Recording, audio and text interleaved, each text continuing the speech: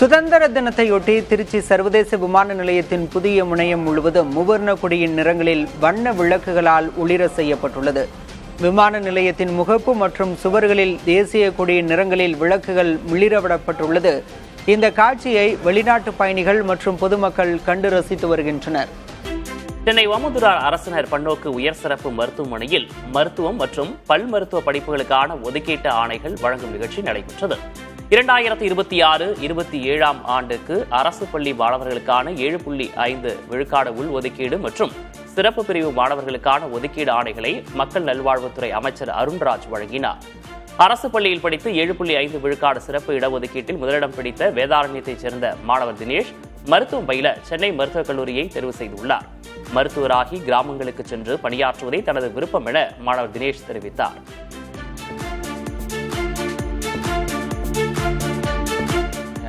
$599 mark எடுத்திருக்கேன். 7.5 rank லிஸ்ட்டில் தமிழ்நாட்டில் ரேங்க் 1 மெட்ராஸ் மெடிக்கல் காலேஜில் நான் சூஸ் பண்ணியிருக்கேன். ரொம்ப சந்தோஷமாக இருக்குது. மருத்துவக் கல்வி அமைச்சர் பாராட்டினாங்க, அதுவும் சந்தோஷமாக இருக்குது. இதுக்காக நான் 1 வருஷம் ரொம்ப கஷ்டப்பட்டு படித்தேன், அதுக்கான பலன் கிடைச்சிருக்கு. தனியார் மருத்துவக் கல்லூரிகள் அதிக கட்டணம் வசூலித்தால் நடவடிக்கை எடுக்கப்படும் என சுகாதாரத்துறை அமைச்சர் அருண்ராஜ் எச்சரித்துள்ளார். சென்னை ஓமந்தூரார் அரசு மருத்துவமனையில் செய்தியாளர்களிடம் பேசிய அவர் நீட் தேர்வு தேவையில்லை என்பதே தமிழக அரசின் நிலைப்பாடு என்றார். மேலும் சட்டப்பேரவையின் பட்ஜெட் கூட்டத்தொடரில் மருத்துவத்துறைக்கான புதிய அறிவிப்புகள் வெளியாகும் எனவும் கூறினார்.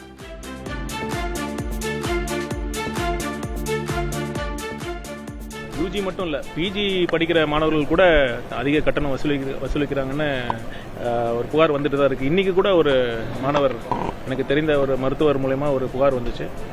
நான் திரும்ப அனைத்து தனியார் மருத்துவக் கல்லூரிகளுக்கும் இந்த அரசின் சார்பாக நான் ஒரு ஸ்ட்ராங்கான ஒரு மெசேஜ் சொல்லிக்கொள்ள விரும்புகிறேன். நம்ம என்ன ஃபீ ஃபிக்ஸ் பண்ணுறோமோ அதை மட்டும் தயவு செய்து நீங்கள் அனைவரும் மாணவர்கள்ட்ட நீங்கள் வசூலிக்க வேண்டும். அதை மீறி நீங்கள் வசூலித்தால் இந்த புகார் தெரிவிக்கும் பட்சத்தில் ஒரு வெளிப்படையான ஒரு என்கொயரி, ஒரு விசாரணை மேற்கொண்டு அது குற்றம் நிரூபிக்கப்பட்டால் கண்டிப்பாக சட்டப்படி நம்ம நடவடிக்கை எடுப்போம். திருவண்ணாமலை மாவட்டம் மலப்பம்பாடி ஏரியில் சட்டவிரோதமாக மண்ணெடுத்து அரசுக்கு 8 கோடி ரூபாய்க்கு மேல் இழப்பு ஏற்படுத்தியதாக திமுகவின் முன்னாள் அமைச்சர் ஏவா வேலு அவரது மகன் குமரன் மீது லஞ்ச ஒழிப்பு துறையில் புகார் அளிக்கப்பட்டுள்ளது. மலப்பம்பாடி கிராமத்தில் திமுக வடமண்டல இளைஞரணி மாநாடு 2025 நடைபெற்றது. இந்த மாநாடு நடந்த திடலை சமப்படுத்த மலப்பம்பாடி ஏரியில் சுமார் 23 அடி வரை மண் எடுக்கப்பட்டதாக அறப்போர் இயக்கம் புகார் அளித்துள்ளது. மாநாட்டுக்கு வந்தவர்களின் போக்குவரத்துக்கு வசதியாக மலப்பம்பாடி ஏரியின் கரையை ஒட்டி பெரிய அளவில் அணுகுசாலை அமைக்கப்பட்டதாகவும் அறப்போர் இயக்கம் புகார் தெரிவித்துள்ளது. கலைஞர் திடல் என குறிப்பிடப்படும்படி 124.56 ஏக்கர் நிலம் 46 கோடி ரூபாய்க்கு வாங்கப்பட்டதாக கூறப்படும் பரிவர்த்தனை தொடர்பாகவும் விசாரணை நடத்த வலியுறுத்தப்பட்டுள்ளது.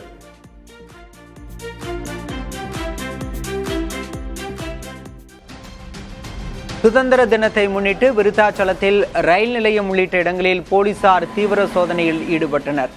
இருப்பு பாதை, ரயில்வே பாலங்கள், நடைமேடைகள் உள்ளிட்ட பகுதிகளில் மோப்பநாய் உதவியுடன் சோதனை நடத்தப்பட்டது.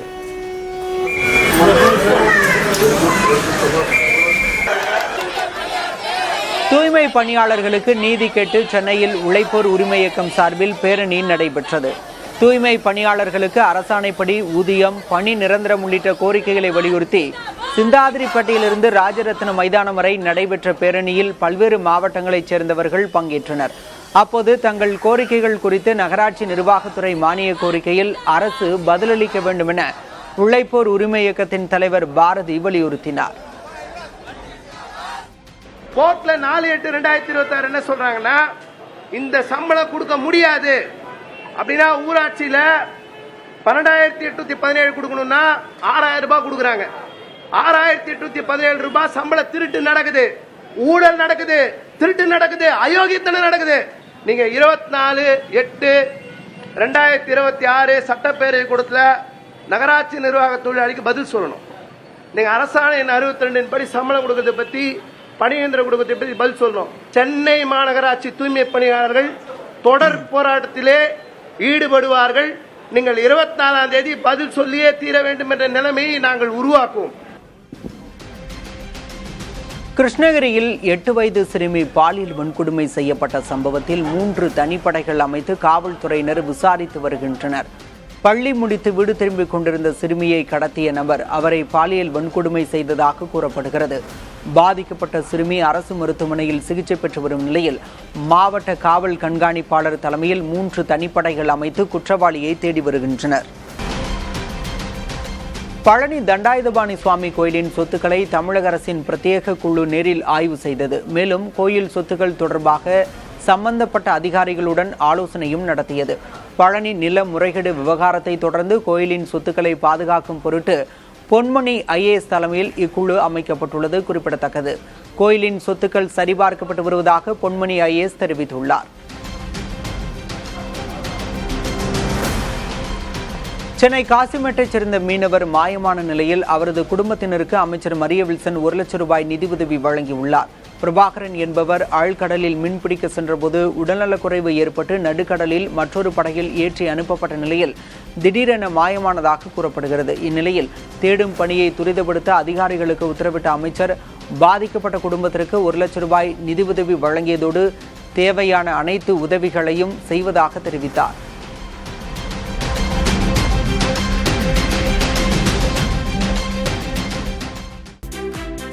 சென்னை ஆவடி அரசு மருத்துவமனையில் கழிவுநீர் தொட்டி நிரம்பி சாலையில் கழிவுநீர் பெருக்கெடுத்து ஓடுவதால் சுகாதார சீர்கேடு ஏற்பட்டுள்ளது. ஆவடி புதிய ராணுவ சாலையில் பாதசாரிகள் நடந்து செல்லும் பகுதியில் கழிவுநீர் ஓடுவதால் துர்நாற்றம் வீசுவதாகவும் நடைபாதையில் நடந்து செல்ல இயலாத நிலை உள்ளதாகவும் பொதுமக்கள் புகார் தெரிவிக்கின்றனர்.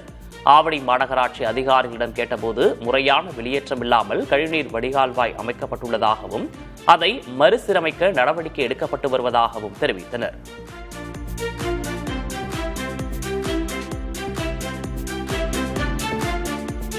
சிவகங்கை, முத்துப்பட்டி, காஞ்சிரங்கால், வாணியங்குடி உள்ளிட்ட பகுதிகளில் பரவலாக மழை பெய்தது. இதனால் வெப்பம் தணிந்து குளிர்ச்சியான சூழல் நிலவியது. இதேபோல் திருவாரூர் மாவட்டம் நன்னிலம், ஆண்டிப்பந்தல், சன்னாநல்லூர், பேரளம், எரவாஞ்சேரி உள்ளிட்ட பகுதிகளில் பலத்த மழை பெய்தது. இதனால் சாலைகளில் மழைநீர் பெருக்கெடுத்து ஓடியது.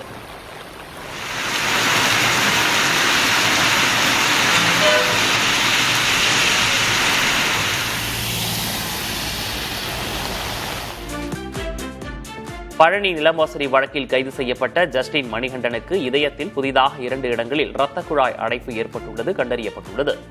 ஏற்கனவே நெஞ்சுவலி காரணமாக மதுரை அரசு மருத்துவமனையில் அனுமதிக்கப்பட்டிருந்த அவருக்கு ஆஞ்சியோ பரிசோதனையில் ஸ்டென்ட் பொருத்தப்பட்டது. தற்போது அவருக்கு பைபாஸ் அறுவை சிகிச்சை தேவைப்படுவதால் அவர் வேறு மருத்துவமனைக்கு மாற்றப்படுவாரா என்பது குறித்து விரைவில் முடிவு செய்யப்படும் என மருத்துவர்கள் தெரிவித்துள்ளனர். தூத்துக்குடி மாவட்டம் வெள்ளப்பட்டியில் கட்டுமான பணியின் போது மேற்கூரை இடிந்து விழுந்ததில் 10 தொழிலாளர்கள் படுகாயமடைந்தனர். மாதா கோயில் கட்டுமான பணியின் போது ஏற்பட்ட இந்த விபத்தில் படுகாயமடைந்தவர்கள் தூத்துக்குடி அரசு மருத்துவக் கல்லூரி மருத்துவமனையில் அனுமதிக்கப்பட்டனர். விபத்து குறித்து காவல்துறையினர் வழக்கு பதிவு செய்து விசாரணை நடத்தி வருகின்றனர்.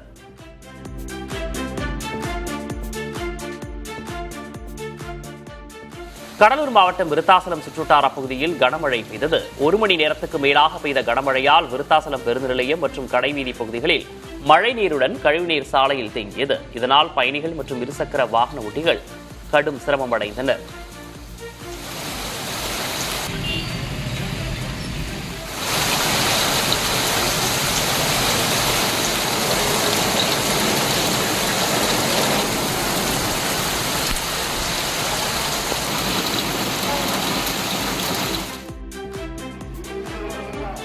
ராமநாதபுரம் மாவட்டம் திருவாடானை ஆதி ரத்னேஸ்வரர் கோயில் தேரோட்டத்தின் போது திடீரென கனமழை பெய்தது. எனினும் கொட்டும் மழையையும் பொருட்படுத்தாமல் நூற்றுக்கணக்கான பக்தர்கள் தேரை வடம் பிடித்து இழுத்தனர். இந்நிகழ்வில் திரளான பக்தர்கள் கலந்து கொண்டு சாமி தரிசனம் செய்தனர்.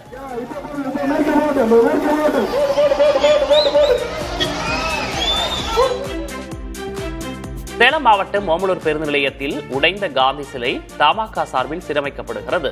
50 ஆண்டு கால பழமையான மகாத்மா காந்தி சிலையின் கை உடைந்த சம்பவம் குறித்து புதிய தலைமுறையில் செய்தி வெளியானது. காந்தி சிலையை சீரமைக்க எந்த நடவடிக்கையும் எடுக்கப்படாததால் சுதந்திர தினத்தை முன்னிட்டு சேலம் மேற்கு மாவட்ட தமாகவினரே களமிறங்கி சிலை சீரமைப்பு பணியில் ஈடுபட்டனர்.